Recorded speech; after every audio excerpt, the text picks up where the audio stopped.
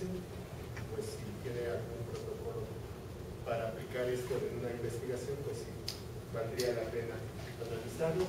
Y pues también una crítica que pues no creo que sea el único que lo notó, ¿verdad? Que el dejar de lado los cuidados de barrera como son guantes, cubrebocas, y eso sigue siendo un principio universal de los cuidados tanto del personal de salud como al que se atiende, y creo que sería una crítica para él.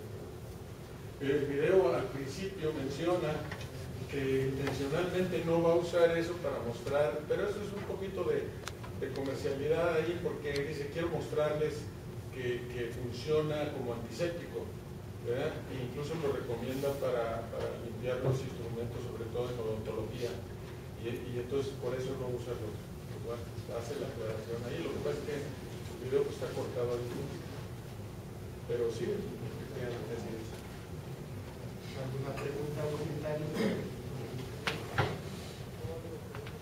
¿No tienen más actualizado? Porque según el video es del 94 estudio, algo más. Lo que ha venido sucediendo desde entonces hasta la fecha es casi lo mismo. Y como los conceptos no han cambiado hasta que no aparecieron los trabajos del doctor Solís, en donde él ya mete el concepto de la energía directamente sobre la salud, es cuando empiezan a cambiar. De hecho, yo creo que aquí en este momento es la primera vez que tratamos el punto, esa cosa desde ese punto de vista, así en público, vaya. Lo hemos platicado en privado, pero yo creo que es la primera vez. Sí, doctor. Para poder hacer un protocolo y trabajar con gente, con humanos, se debe de pasar por un comité de ética de una institución extienda. Cuando se vaya a hacer ese protocolo, entonces el comité de ética incluye muchas cosas, las cuales se debe pedir autorización del paciente, se debe someter al comité y platicar al respecto a eso. De tal manera que el comité obviamente va a solicitar cosas como el agua ácida va a estar estéril o qué grado de gérmenes tiene para poder usarla de esa forma. Y obviamente lo que dice mi coronel, también obviamente respetar esas leyes básicas de higiene, de asepsia y antisepsia que utilizamos, porque se nos hace un poquito pues grotesco cómo manejan allí las heridas y tanto para el doctor como para el paciente. Aquí con tantito que nos contaminó nos corren del quirófano y entonces no podemos hacer eso si no se lleva algo serio, ¿no? Algo serio. Estos videos no son recomendables que se expongan ante médicos que estamos pues trabajando contra las infecciones, ¿no? Quizás como dice por ahí el coronel, hay que actualizarlos.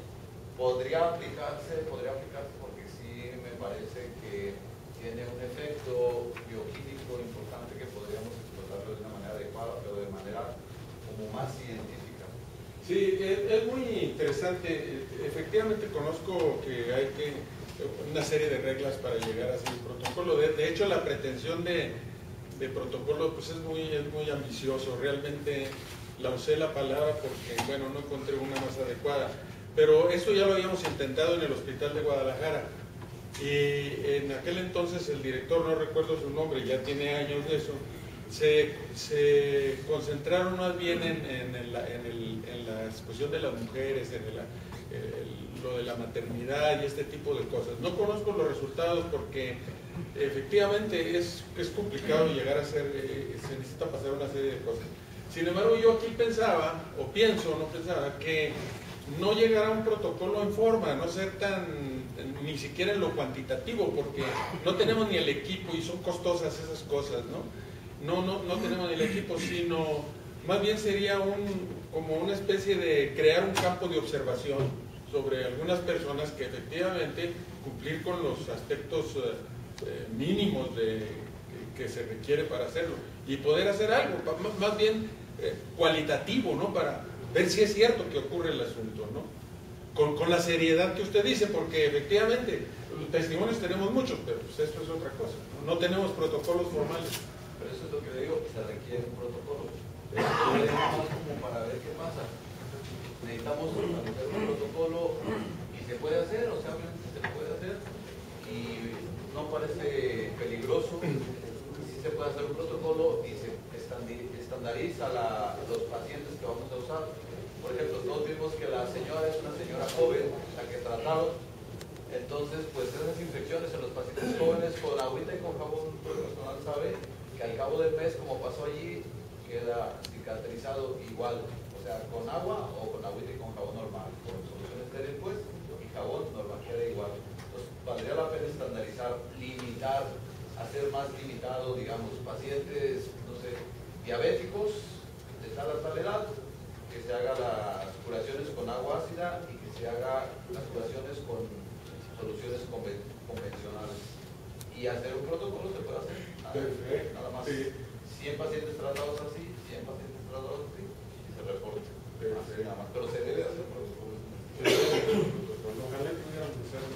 Nosotros tenemos la intención y la disponibilidad de proveerlos del agua y darle al agua las características que debe tener, con el cuidado que debe ser, es decir, cuando menos tenerla dentro de parámetros que puedan medirse, ¿verdad? Y eso sí lo podemos hacer nosotros. Y bueno, si resulta positivo, aunque sea en algún sentido, pues sacaremos provecho. ¿Cómo no? Sí, y más adelante yo creo que platicamos. Una de las etiologías de los cánceres, hablando de cáncer de próstata, por ejemplo, se ha descubierto que influyen mucho en la producción del cáncer los radicales libres, como había dicho Johnny Hidroxilo, el proxilvilo, o radicales que en un momento dado dañan a las células y es lo que produce el cáncer, lo que hasta ahorita se ha sabido que produce el cáncer. Igual me parece interesante para estudiar ese tipo que pudieran bloquear esos radicales libres, el agua ácida, en ese tipo de cosas. Bueno, más bien es el agua alcalina la que funciona ahí. En lo que nosotros tenemos de experiencia en ese renglón, sobre todo de la próstata y el cáncer de mama, desde luego que no manejamos todo el espectro de las hormonas y esas cosas, pues no somos médicos, eso queda fuera de nuestro. Pero nomás en darles agua, a veces vemos que, por ejemplo, los antígenos específicos prostáticos se vuelven muy altos, como es el caso mío, ¿no? Y sin embargo, cuando se hacen otras pruebas, no hay cáncer. Entonces, pues ahí también es una incógnita para nosotros, porque yo soy ingeniero, ¿no? Pero sí me doy cuenta que en algunos sí baja, estoy hablando de antígenos de 200, de 300 puntos, ¿no? A veces, ¿no? ¿Cómo es posible que se baje hasta 1.8 o 2 o cosas así? Por ejemplo, los que usan mucho el agua, me fijo que son gentes que van como último recurso, sobre todo aquellos que tienen tumores inoperables, ¿no? Entonces van como